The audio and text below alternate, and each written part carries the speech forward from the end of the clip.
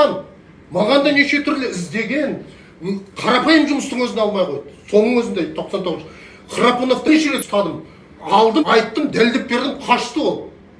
Өзінің балалары, күйеу балалары сол ақша жинап жүргеніне дейін дәлдеп берген өзін.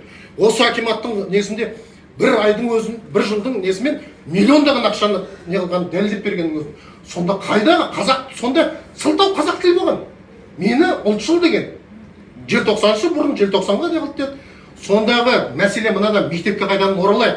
Мен өзім 145 мектепте, мені қазір кіші ұлым бітірейін деп жатыр биыл. Таза қазақша оқиды. Бірақ арасында не, мұғалімдер орысша сөйлемей ма?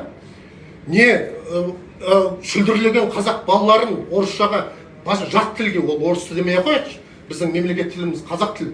Басқа жат тіл басымдылық дедіңіз сіз, бастық